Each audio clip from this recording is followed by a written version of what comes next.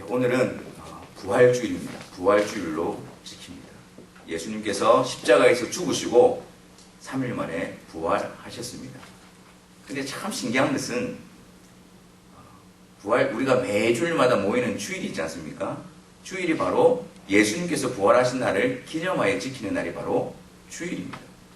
그래서 1년에 부활주일이 딱 한 번밖에 없다라고 생각을 하는데, 은밀하게 말하면 우리가 매주일 모이는 그 날이 예수님이 부활하신 날이고, 그리고 그 예수님의 부활하심을 우리가 기억하고 그것을 붙들기 위해서 우리가 모여 예배드린 날이 바로 주일입니다.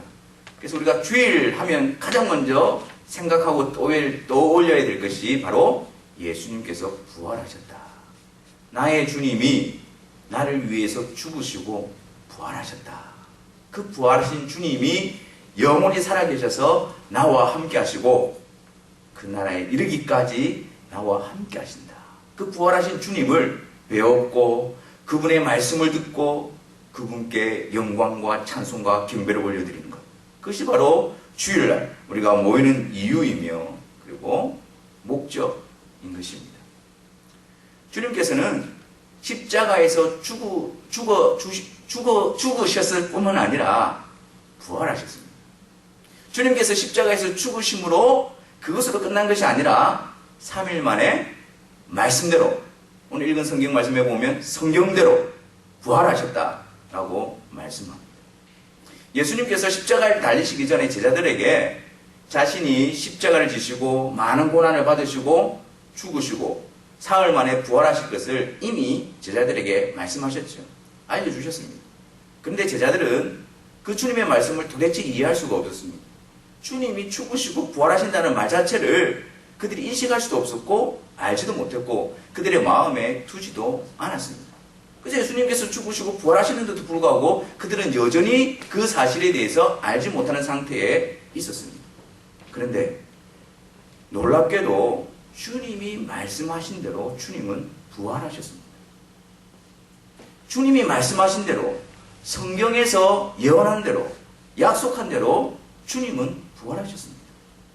이 일이 인간의 경험 세계나 이성으로 도무지 이해될 수 없고 불가능한 일임에도 불구하고 성경대로 말씀대로 주님은 부활하셨습니다. 여러분, 주님의 말씀은 영원한 진리이며 주님의 말씀은 그대로 성취되어집니다. 우리가 그것을 믿는다고 한다면 우리가 성경을 통해서 주님의 말씀을 볼 때 우리는 좀 더 신중해져야 합니다. 우리가 주님의 말씀을 대할 때 좀 더 진지해져야 됩니다. 왜냐고요? 주님의 말씀은 반드시 이루어지기 때문입니다. 주님의 말씀이 영원하고 그 주님의 말씀만이 우리가 붙들 수 있는, 하나님 앞에 내세울 수 있는 유일한 근거이기 때문입니다. 우리의 경험과 우리 이성의 판단으로서 주님의 말씀을 거부하고 우리의 생각으로 주님의 말씀을 부인하고 왜곡시키는 것이 아니라 말씀대로 이루어주시는 그 주님의 말씀을, 그 말씀 앞에 우리 이성과 경험과 생각을 굴복시켜야 하는 것입니다.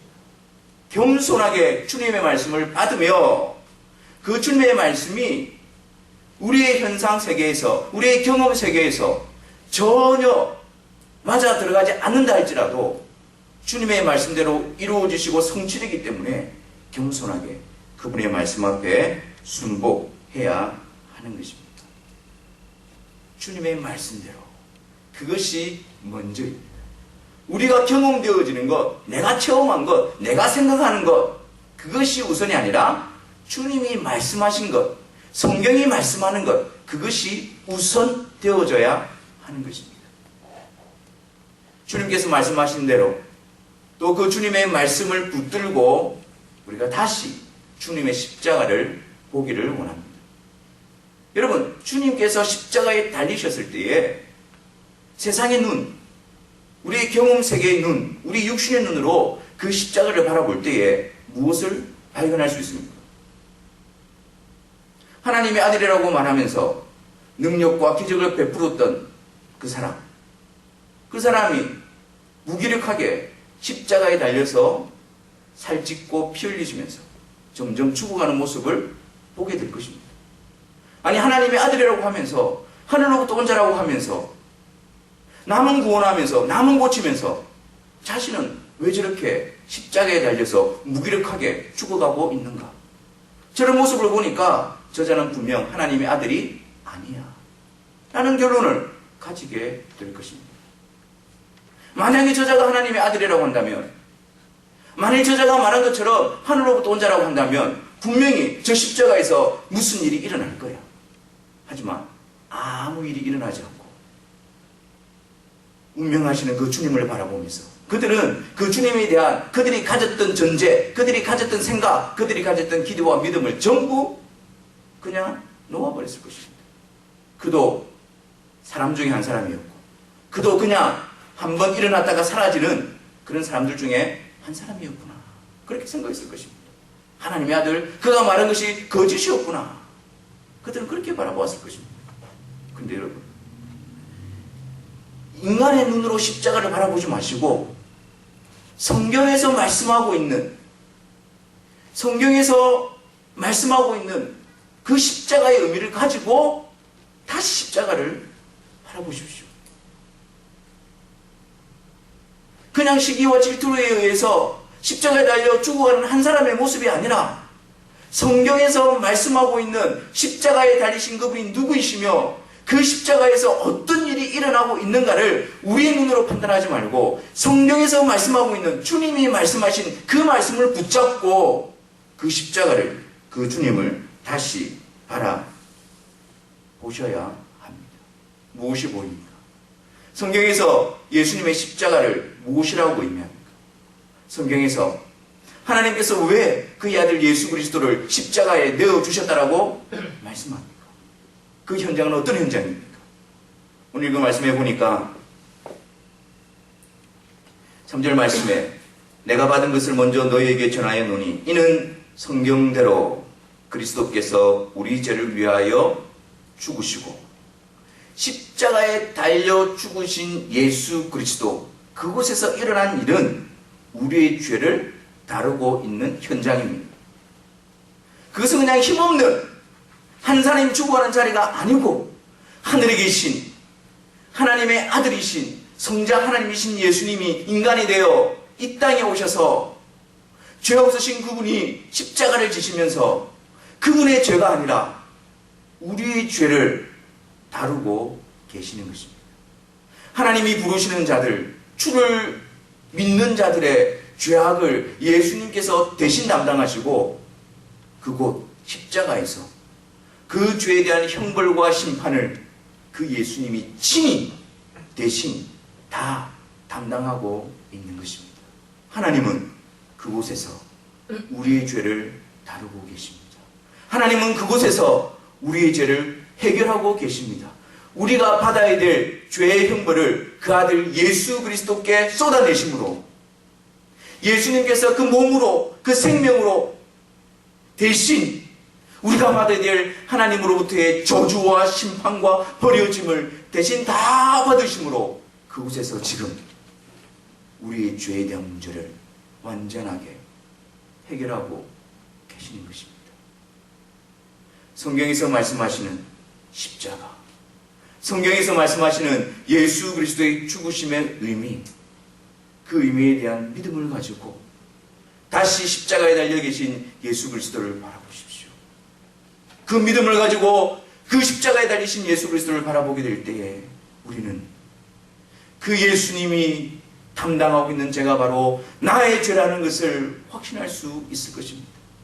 그 예수님께서 살찌우시고 피 흘리시고 죽어가시는 그 모습이 바로 나의 죄에 대한 저주와 형벌이 나를 대신해서 예수님께 쏟아지고 있다는 사실을 여러분들은 확신할 수 있을 것입니다. 내가 받아야 될, 내가 버림을 당해야 될 그 일들이 지금 십자가에서 나를 대신해서 나를 위하여 그 예수 그리스도께 남김없이 쏟아지고 있는 것을 보게 될 것입니다. 그래서 그 예수님이 나의 구주이십니다. 내가 하나님 앞에서 죄인이며 내가 하나님 앞에서 내 스스로는 그 어떤 조건도 자격도 없는 불의한 죄인이지만 그 예수님이 나의 구주가 되셔서 그 예수님을 통해서 내가 하나님과 화목하게 되어지고 하나님 앞에 의로운 자가 되었습니다. 주님이 저의 구주이십니다. 주님을 통해서 저의 제 문제가 해결되어지고 하나님 앞에 의롭다함을 받았습니다. 라는 믿음의 고백이 터져 나오게 될 것입니다. 또한 성경에서 말씀하고 있는 성경대로 부활하신 주님의 부활의 의미는 무엇일까요? 성경에서 말씀하고 있는 부활의 의미가 아니라 우리의 생각으로, 우리의 판단으로, 우리의 경험으로 부활을 보게 될 때에 우리는 이렇게 이야기하는 것을 듣게 되어집니다. 부활? 어떻게 그것이 가능한가? 어떻게 그것이 가능한가? 우리의 경험 속에서 도무지 일어나지 않는 일이기 때문에 그것을 받아들이기를 거부해버립니다. 우리 이성에 맞지 않으니까, 우리 생각에 맞지 않으니까. 그래서 그들은 이런 말들을 이야기합니다. 예수님께서 부활하신 것이 아니라 예수님의 제자들이 예수님의 시신을 옮겨두고 거짓말로 예수님이 부활했다라고 거짓 소문을 퍼뜨렸다. 그런 말을 하기도 합니다. 아니, 새벽에 막달라 마리아가 그 여인들이 새벽에 어두침침 임할 때에 무덤을 갔기 때문에 그들이 잘못 본 것이다. 환상을 본 것이다.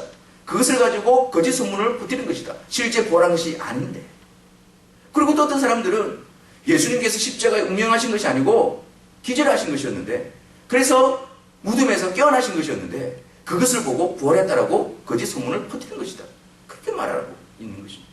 우리 육신으로 그 부활을 볼 때에 납득이 되어지지 않고 이해가 되지 않고, 그리고 그것이 우리 이성에 맞지 않기 때문에 오히려 거짓 소문을 만들어서 예수님의 부활을 부인하고 거부하려고 하는 것입니다. 근데 여러분, 성경에서 분명히 예수님께서 부활하셨다고 말씀하고 부활하실 것을 말씀하셨고, 그 예수님의 부활의 의미를 우리에게 어떻게 알려주고 있습니까? 예수님이 부활하셨다는 것은 무엇을 의미하는 것일까요? 예수님이 왜 부활하셔야만 합니까? 예수님께서 부활하신 것은 우리를 위한 속죄 사역을 완전히 다 이루셨다라는 확증인 것입니다. 예수님께서 이 세상에 오신 목적이 무엇입니까? 많은 사람의 대속물로 양들에게 생명을 주기 위해서 나의 생명을 주노라. 하늘의 밀알이 땅에 떨어져 쓰고 많은 열매를 얻는 것처럼 예수님께서는 하나님이 부르시는 죄인들을, 그들에게 생명을 주시기 위해서, 그들을 대신하여 자신의 생명을 주시기 위해서 이 세상에 오셨습니다. 자신의 생명을 주신다는 것은 그들의 죄를 자기가 대신 담당하고 그들이 받아야 되는 모든 심판의 형벌을 대신 받는 것을 의미합니다. 그래서 대신 죄의 형벌을 받음으로 생명을 내어주시는 것이죠. 부활하셨다는 것은 그 일이 완전히 이루어졌다는 것입니다. 하나님께서 그 아들 예수 그리스도를 보내시고 그 아들 예수 그리스도를 통해서 이루시고자 하는 그 뜻이 완전히 이루어지고 성취되어졌기 때문에 더 이상 사망의 권세가 예수 그리스도를 붙잡아둘 수가 없는 것입니다. 그래서 그 일을 온전히 이루신, 우리의 속죄 사역을 온전히 이루신 그 예수 그리스도께서 부활하신 것입니다. 하나님께서 그 예수 그리스도의 희생제물을 받으시고 하나님이 부르시는 자들을 의롭게 하시는 충분한, 완전한, 온전한 근거가 이루어졌음을 선언하고 있는 것이 바로 예수님이 부활하셨다는 의미인 것입니다. 또 성경에서 예수님이 부활하셨다는 것의 의미를 어떻게 우리에게 말씀하고 있습니까? 예수님은 우리의 범죄함을 위하여 내어줌이 되고 우리의 의를 위하여 다시 살아나셨다라고 말씀합니다. 그 예수님, 우리의 죄를 위해서 십자가에서 죽으시고 우리의 죄를 대신 다 담당하신 그분이 그 당사자가 부활하셔서 우리의 의로움이 되시는 것입니다. 우리로 하여금 하나님 앞에서 의롭다라고 하신 것을 증명해 주시고 변호해 주시고 그것을 알게 해 주시는 것입니다. 그래서 예수 그리스도는, 부활하신 예수 그리스도는 우리의 영원한 중보자이시며 대언자이십니다. 그분은 부활하여 사망의 권세 가운데 있는 것이 아니라 부활하여 우리와 영원히 함께함으로 하나님 앞에서 우리의 의가 되어주시고 그리고 그분이 우리의 대언자가 되어주심으로 모든 정죄와 고소와 그 모든 것들을 예수님께서 친히 나셔서 그것을 막아주시고, 내가 이들의 죄를 위하여, 이들의 죗값을 지불하기 위하여, 담당하기 위하여 내가 죽었노라. 내가 그것을 다 담당했노라. 부활하신 주님께서 그것을 증명해 주시는 것입니다. 그것을 하나님 앞에서 우리를 위하여 말씀해 주시는 것입니다. 더러운 옷과 같은 불의한 우리들, 하나님의 심판에 합당한 우리들을 위해서 우리들을 품으시고 우리들을 감사시고 우리들에게 그 의의 옷을 입혀주시고, 그래서 내가 이 자를 위해서, 내가 너희들을 위해서, 이들을 위해서 모든 죄의 값을 다 치루었다. 그래서 이 자는 나로 말미암아 의롭게 되어진 자, 더 이상 심판의 근거가 남아있지 않은 자라고 우리 주님께서 영원히 우리를 위해서 대언해 주시는 것입니다.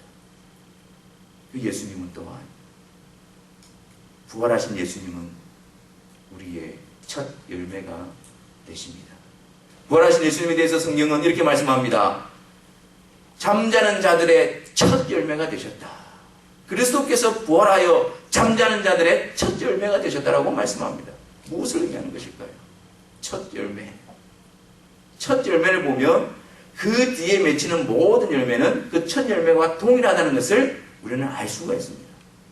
사과나무의 첫 열매가 사과가 열렸다면 그 뒤에 열리는 열매들은 모두가 다 사과입니다. 예수님께서 부활의 첫 열매가 되셨다.